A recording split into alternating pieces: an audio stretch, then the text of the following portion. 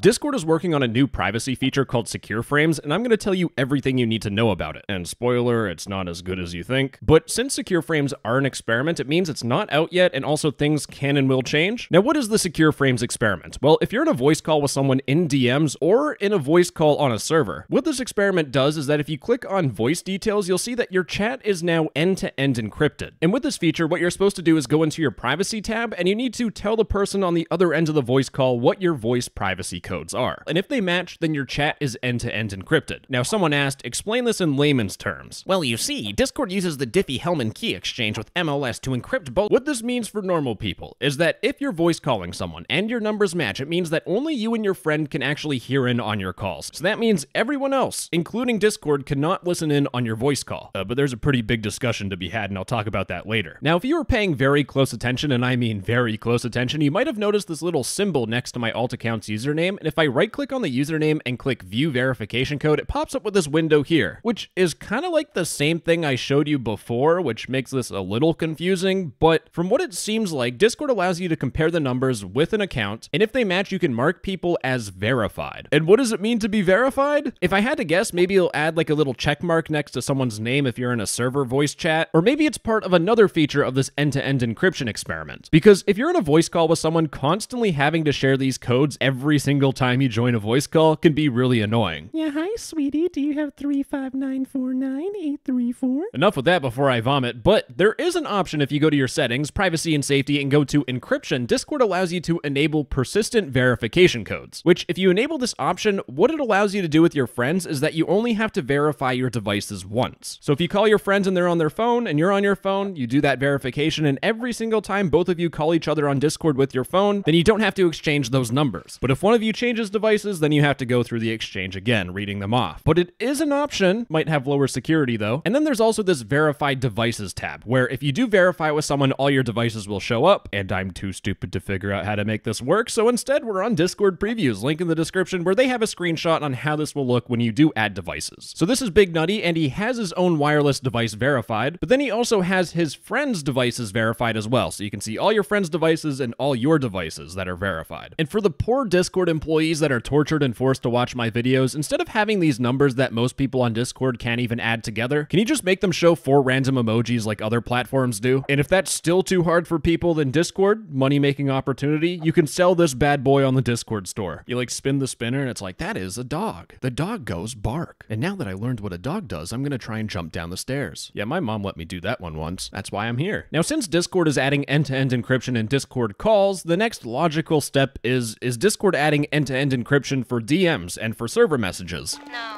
Yeah, I ripped off the band-aid there. The reason why Discord isn't going to add end-to-end encryption for server messages, just to start, is that if you have a big Discord server that's way too big for no reason, giving every single person on your Discord server those encryption keys, that's a lot of nerdy coding stuff, and it's hard. It's difficult. But on the flip side, what about DMs or group DMs? It seems like that should be possible. I don't think so.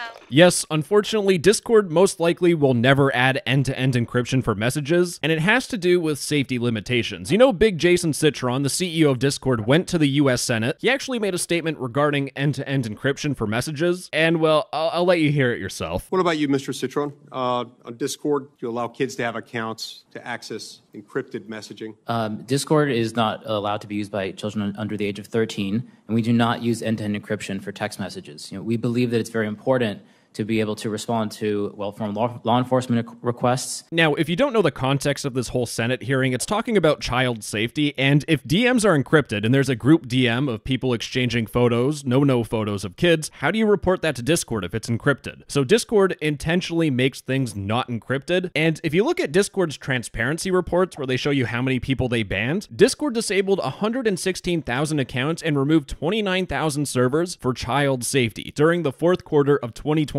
That is during 3 months, by the way. If Discord added end-to-end encryption, all of these reports, bye-bye. They don't work no more. It doesn't take a rocket scientist, but that'd be a pretty bad thing. Now, there are some privacy nerds that will say this is some excuse so that governments can spy on us, and there is a lot of nuance and debates about this topic. I'm not a privacy nerd. This is surface level. Feel free to do your own digging on this stuff. Now, while I was researching this end-to-end encryption experiment, I kind of thought to myself, what is the point of this? This seems literally useless. Why do do we need end-to-end encryption in Discord voice calls? Like, realistically, would Discord spy on you? And for 99.9% of the people watching this video, no, you're just some random person on the internet. But there are some people that will benefit from this feature. And if we take a look at a blog post by Discord talking about encryption for voice and video on Discord, they specifically say, as we continue to expand internationally, we do our best to protect your calls from prying eyes and ears, no matter where the servers are located. So if Discord had a voice call server in some country that likes spying on you, not gonna name anything, I don't want to deal with no politics right now, but without this feature, if that server was inside of that country, they could technically spy on you. And if you're doing something bad that the country doesn't like, then you could get in trouble if they spy on your call and hear you say something that's not allowed there. But again, this does seem pointless because when I voice call my friends, I'm not talking about espionage of a foreign country. They're gonna hack into my voice call and they're gonna hear, he's on top of me, oh, double pump me in the face, oh, I'm down, oh, he finished me off. That's gonna be taken out of context. Now this might be a little far-fetched, but in my personal opinion, this end-to-end encryption feature might help some people on Discord, like 2 or 3 people. But having end-to-end encryption is a great marketing gimmick for Discord. But if you were unaware, a year ago Discord had a very baseless controversy where they changed their terms of service and they removed the sentences, "We generally do not store the contents of videos or voice calls or channels." And they also removed, "We don't store streaming content when you share your screen." People were concerned that Discord spied on you, and this wasn't the case. It was completely blown out of proportion and people can't read. But considering how tech companies right now like Adobe and Microsoft are using AI to do increasingly shadier and shadier things, Discord having this end-to-end encryption feature is just, it is a beautiful piece of marketing that will work like a hot damn. Because now it gives people the peace of mind that your voice calls won't be trained on AI or will be recorded. Even though if someone wanted to record you, they would just join the voice call and then record you like normal. Now, whenever Discord's end-to-end encryption comes out, I would still be pretty cautious. Unless you're a normal person. If you're a normal person, you're completely fine. But if you're a cyber criminal that's being hunted down by the feds, it's a completely different story. Because someone asked, what prevents Discord from adding a backdoor to this end-to-end encryption? And really, to be honest, there's nothing. Discord could do a lot of tomfoolery, fake keys and stuff to make you feel like you're encrypted when you're really not. But honestly, this would only happen if the feds are pounding on Discord's door trying to find someone, because if the feds are pounding on your door, you really only got one option as a US company. Basically, my whole point is that if the government is hunting you down, do not use Discord. That should be pretty common sense, because if you look at Discord's transparency report, they work with the feds all the time. So honestly, this end-to-end encryption feature seems pretty pointless to me. Anyways, gamers, that's all I got. Make sure to remember our plans for July 23rd at 8 p.m. And bye-bye, I love you. Mwah!